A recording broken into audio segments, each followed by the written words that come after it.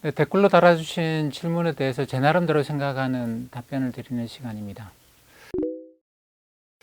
먼저 윤땡땡님께서 그 2000년 닷컴 버블하고 2008년 금융위기 때 주가가 그렇게 떨어지면서 돈이 주식시장에서 빠져나갔을 건데 이게 어디로 갔냐 이런 질문을 하셨는데 그렇죠. 이런 경제 위기가 생길 때마다 주가가 폭락하고 근데 그 돈이 주식시장에서 빠져나가는 경우가 꽤 있습니다. 근데 그때 빠져나가면 대부분 돈들은 일단 현금으로 가요. 그리고 그 다음에는 그때그때 상황에 따라 가지고 다른 자산으로 가게 되는데 일단은 뭐 현금으로 가면서 그 채권이 강해지는 건 있죠. 확실히 국채, 그러니까 이게 주식은 위험 자산이니까 여기서 빠지면 안전 자산으로 가는 경향이 있습니다. 그래서 뭐 그런 우리가 포트폴리오 투자 관점에서 보면 주식과 채권, 국채를 같이 갖고 있으면 주가가 떨어질 때 채권 가격이 올라가니까 어느 정도는 만회가 되지 않겠는가.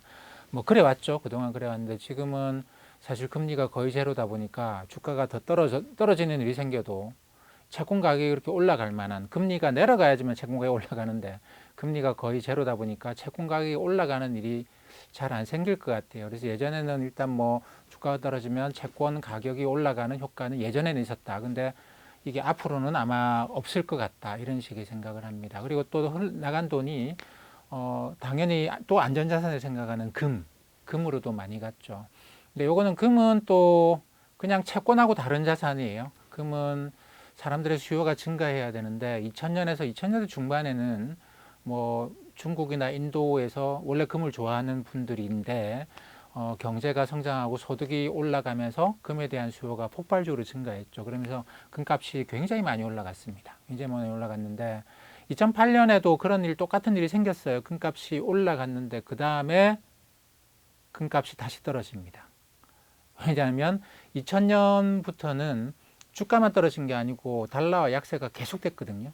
계속 달러 약세가 이어졌는데 2008년에는 이게 이제 달러가 잠깐 약세로 가다가 그대로 강세로 가버리는 거죠. 그러면서 금값이 올라가다가 다시 그대로 곧바로 내려오는 그런 현상을 나왔습니다. 근데 뭐 달러 약세든 강세든 관계없이 채권 가격은 이 두 번의 경우에 늘 올라갔고, 근데 이번에는 이제 채권 가격이 올라갈 일이 없어서 못 그럴 것 같고, 근데 금 가격은 이때 달러가 강세냐 약세냐에 따라 좀 달라지고 그래서 매번 상황은 다릅니다. 그렇기 때문에 뭐 저도 뭐 그 보면 올 웨더 포트폴리오라고 해서 뭐 포트폴리오에다가 뭐 넣고 뭐 넣고 뭐 넣고 하면 환상적으로 나의 포트폴리오의 가치를 지켰다. 과거는 맞죠. 과거는 맞습니다. 근데 앞으로도 그럴 거냐? 그게 그러기는 상당히 어려운 것 같아요. 그래서 저는 매번 세상은 다르다고 생각합니다. 사람들이 하는 일은 이 금융시장이라고 하는 거는 신이 창조한 게 아니잖아요. 그러다 보니까 어떤 법칙성이라고 하는 게 있을 수가 없습니다. 사람들이 하는 거거든요. 그러니까 매번 달라집니다. 그러니까 매번 그때그때 상황에 따라서 내가 다른 행동을 하는 것이 원칙적으로 맞지 않나 생각을 합니다. 특히 채권 국채 금리가 제로가 되어 있는 상황에서는 과거의 어떤 데이터 가지고 주가가 떨어질 때 내가 어떤 행동을 해야 될 거다 이런 식의 생각을 하기는 과거 데이터 가지고 생각하시면 안 될 것 같습니다.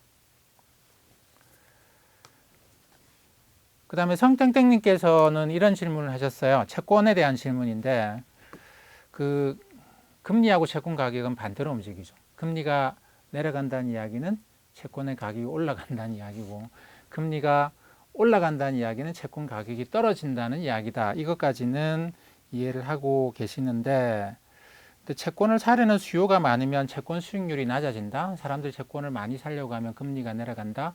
요거는 잘 모르겠다 말씀을 하셨습니다.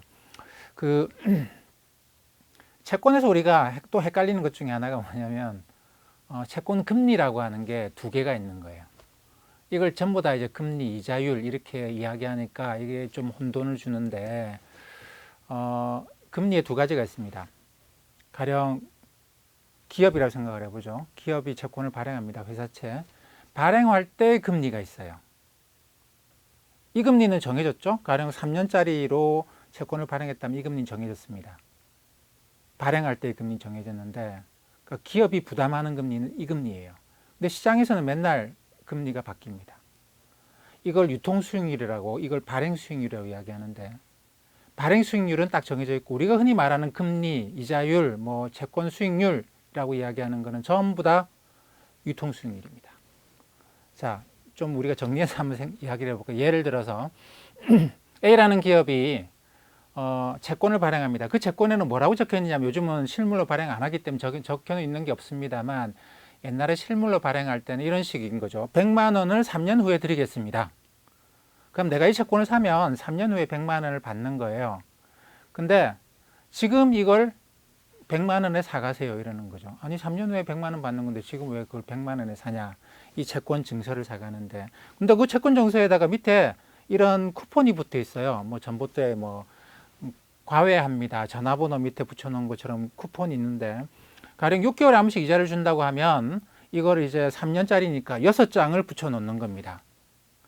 요걸 하나를 떼서 6개월에 한 번씩 하나를 떼서 은행에 가져가면 이자를 줘요.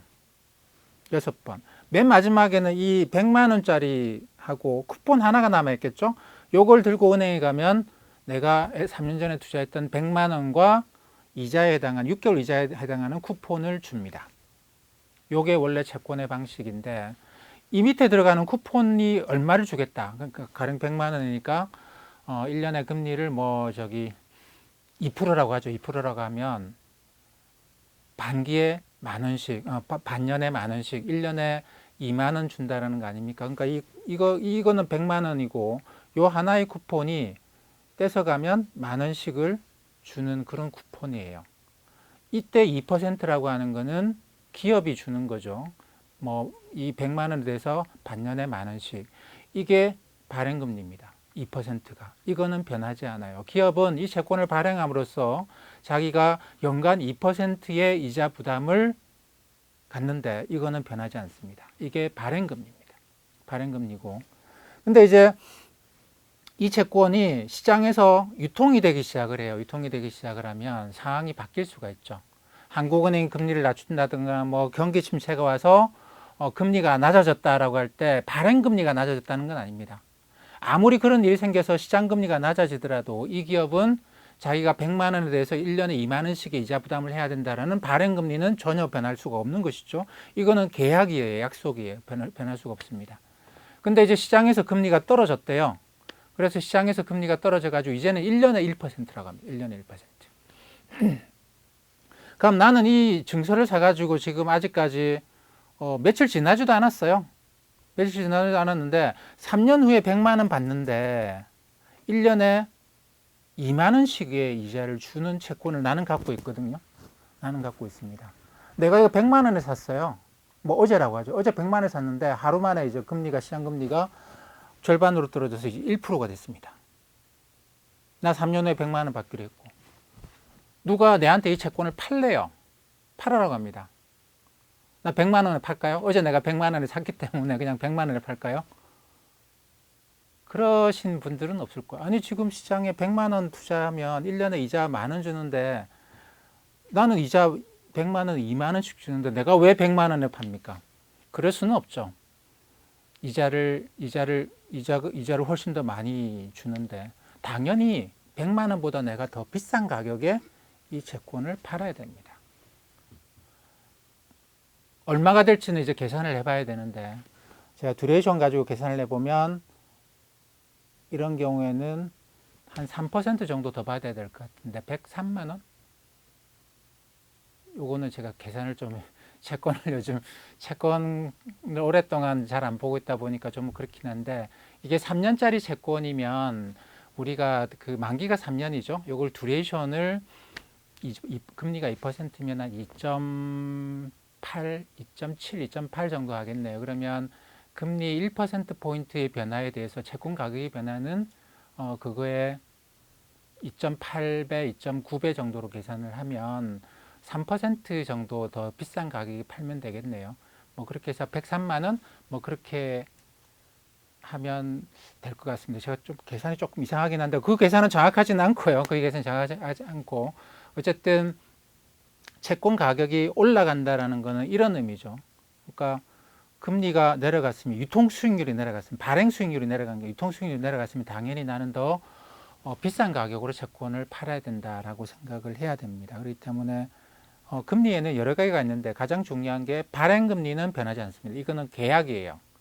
근데 유통금리, 시장에서 흔히 말하는 채권 수익률, 유통 수익률인데 요거는 그때그때 계속 상황이 바뀌고 이 유통 수익률의 변화에 따라서 내가 갖고 있는 증서가 내가 갖고 있는 계약의 가격이 움직인다라고 봐야 되는데 당연히 내가 이자를 많이 받기로 했는데 시장 금리가 떨어지면 내 증서의 가격은 올라가야 된다. 그렇기 때문에 금리가 떨어지면 채권 가격이 올라간다. 채권은 이거는 계약, 증서입니다.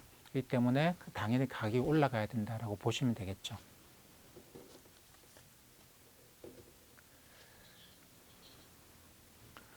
김땡땡님께서는 이런 질문을 하셨습니다. 기업 어떤 그 주식에 투자를 하고 계시는가 봐요. 근데 그 기업에 이제 공시가 떴는데 유동성 공급 계약 체결이라는 공시가 떴다고 합니다.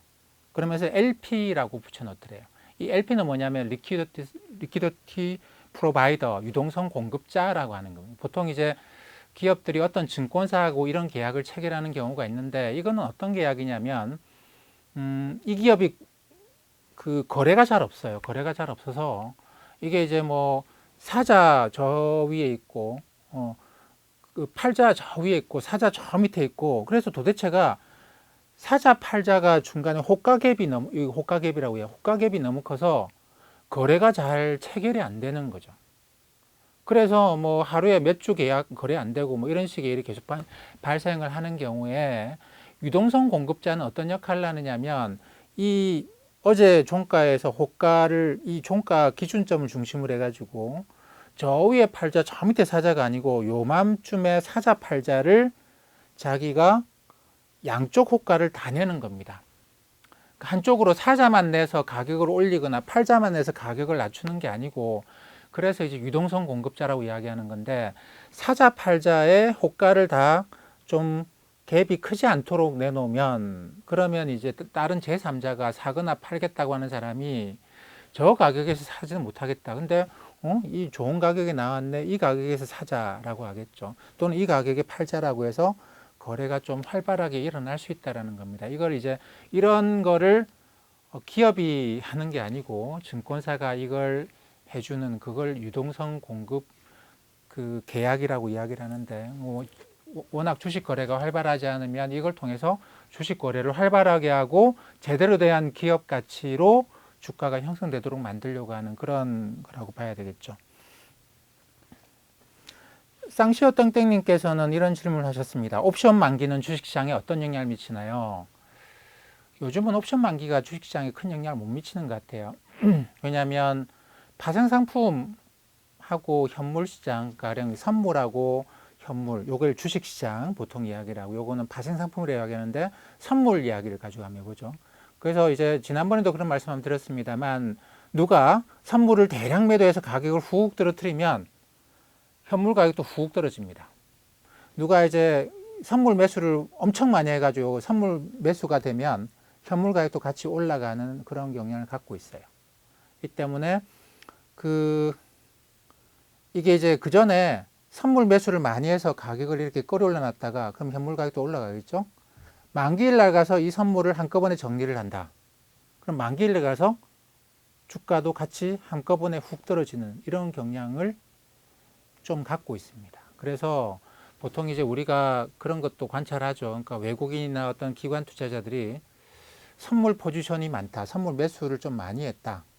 그래서 이 선물 매수 때문에 현물 가격도 좀 올라갔을 건데 얘들 아무래도 선물 만기일 날 이걸 팔 것 같다.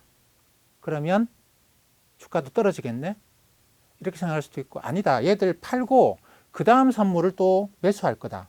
그러면 이게 떨어지고 올라가고 그러지 않고 안 떨어질 거다. 이렇게 보기도 하고 그러니까 이걸 안다고 해서 주가의 방향성을 예측할 수도 없습니다. 이렇게 분석을 하는 건데 이 분석은 아무리 많이 해도 그 가지고 주가의 미래를 예측하기는 어려워요. 왜냐하면 이 선물을 갖고 있는 애가 진짜 팔지 팔면서 그 다음 올물을 살지 이게 예측이 안 되는 것이죠. 그 애들한테 가서 물어볼 수도 없는 것이고 그렇기 때문에 아무리 잘 안다고 하더라도 이게 이제 이런저런 불확실성이 많이 놓입니다. 그렇기 때문에 이게 저는 개인 투자자들이 그렇게 크게 관심을 가질 영역은 아니라고 보는데, 한 번씩은 이게 과도하게 좀 많이 늘어나는 경향이 있어요. 그런 경우에는 만기일 날 이게 급하게 청산되면서 주가를 훅 떨어뜨리는 경우가 있는데, 그런 경우는 그렇게 많지는 않습니다. 근데 옵션은 이게 선물보다 훨씬 더 유동성이 작아요.